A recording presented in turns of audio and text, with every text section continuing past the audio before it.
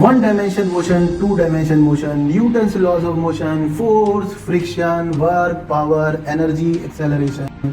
अगर ये टर्म्स आप पहली बार सुन रहे हैं तो यह वीडियो आपके लिए नहीं है। यह वीडियो मैं उन स्टूडेंट्स के लिए, ऐसे नीट एस्पिरेंट्स के लिए कर रहा हूँ जिनको एटलीस्ट फिजिक्स का, नीट का सिलेबस पता है। आई रिपीट, मैं ये नहीं कह रहा हूँ कि आपने पूरे फिजिक्स को पढ़ रखा है, आप फिजिक्स का सिलेबस जानते हैं, बस उतना मेरे लिए पर्याप्त है। इस वीडियो को बनाने का जो मोटिवेशन है वो मुझे एक ईमेल से प्राप्त हुआ है।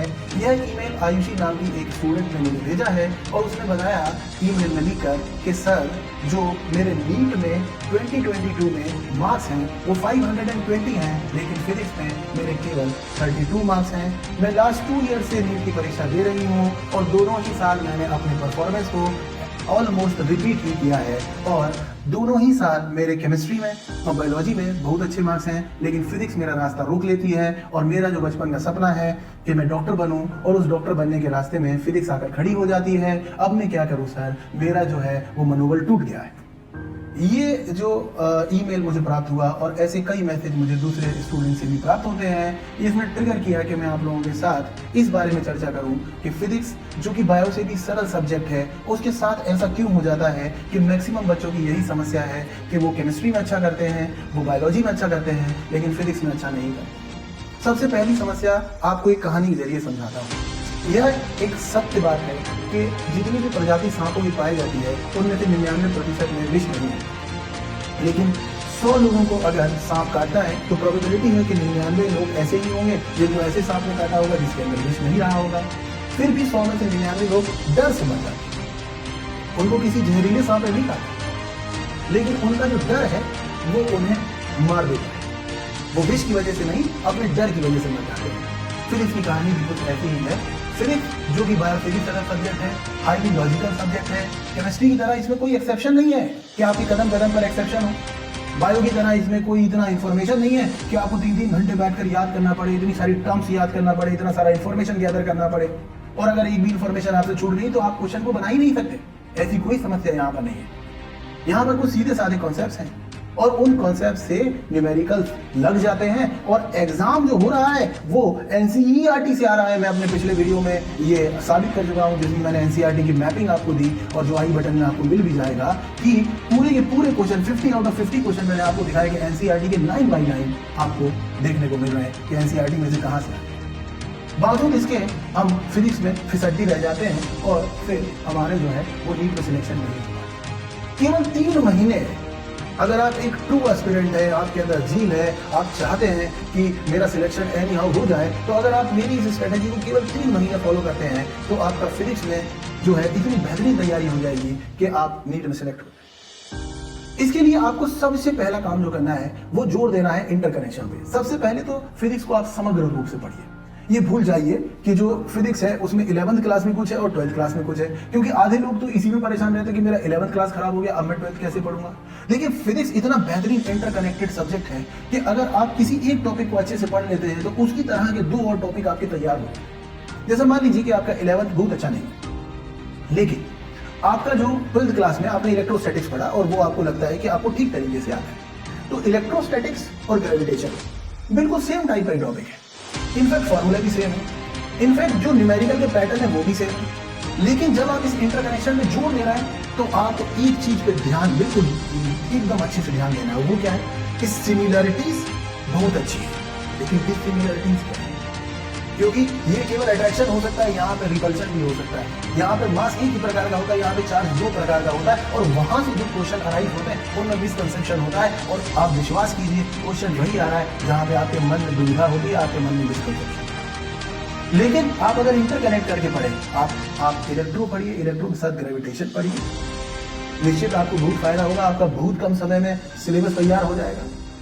आप करंट इलेक्ट्रिसिटी पढ़िए और करंट इलेक्ट्रिसिटी के साथ आप हीट ट्रांसफर पढ़िए, तो आप देखिए कि आपको बिल्कुल इंटरकनेक्टेड मिलेगा।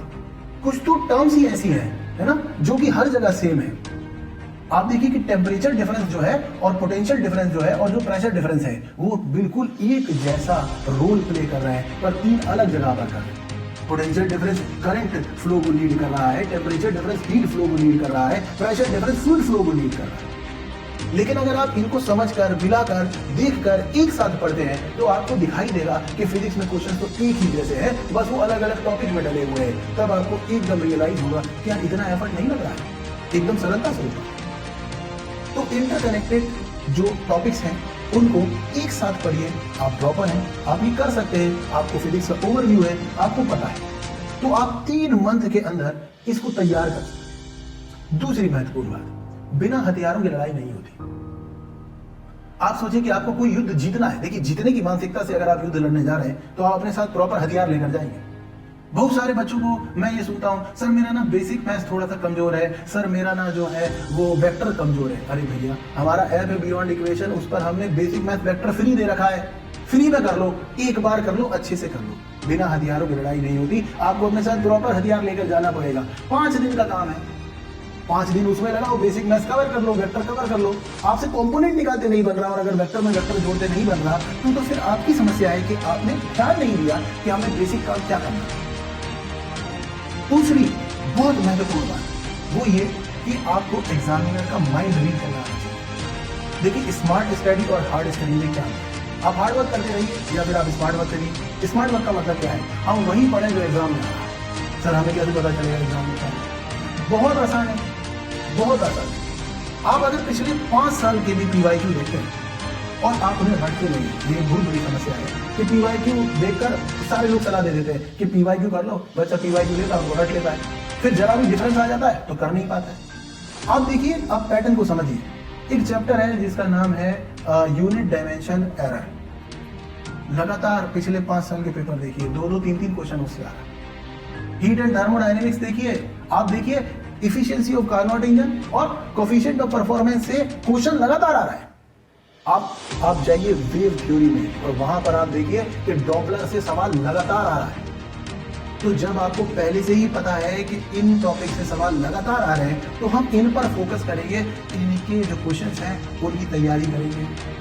तो आप अगर पिछले 5 साल का भी अगर देख लेते हैं एनालिसिस और उस 5 साल के PYQ को आधार बनाकर भी अगर आप अपनी जो स्टडी के आवर्स हैं उनमें आपको क्या प्रैक्टिस ज़्यादा करना है वो डिसाइड करते हैं तो आपके लिए नंबर लाना आसान होंगे। क्योंकि देखिए ये एक नेचुरल साइंस है, आप इसे कितना भी पढ़ सकते हैं, आप एक ही टॉपिक पर कितना भी पढ़ सकते हैं, ब्रह्मांड भरा पड़ा है।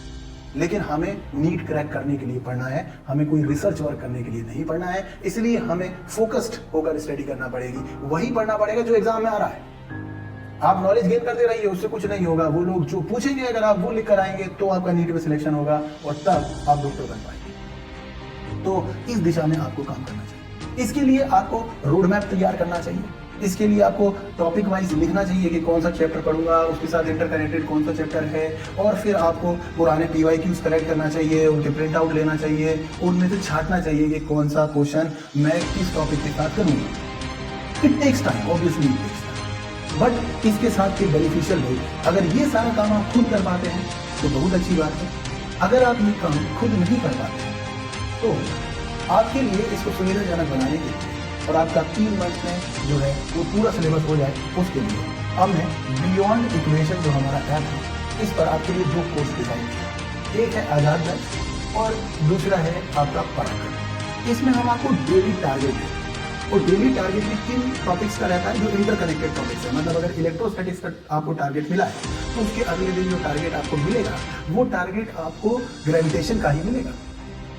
यानी जो इंटरकनेक्टेड टॉपिक्स हैं उन्हीं के टारगेट, मतलब जो ऑर्डर बनाया हुआ है उसी ऑर्डर में आपको टारगेट मिलेंगे। वीकली टेस्ट होगा और टेस्ट का रिव्यू होगा, रिव्यू होने के साथ साथ उसका वीडियो सॉल्यूशन भी होगा और भी बहुत कुछ। तो अगर आप इन कोर्सेज को ज्वाइन कर लेते हैं तो आपका जो ये रिसर्च वाला काम है वो पूरा तो हमारे जो है कंधे पर आ गया और आपको जो है वो केवल और केवल अपनी स्टडीज पर ध्यान देना है। लेकिन अगर आप इस स्ट्रेटेजी को फॉलो करते हैं, चाहे आप खुद करें या हमारे सहयोग से करें, अगर आप इस स्ट्रेटेजी को फॉलो करते हैं तो निश्चित ही आप नीट में सफलता प्राप्त कर सकते हैं और फिजिक्स के फोबिया को ओवरकम कर सकते हैं। God bless.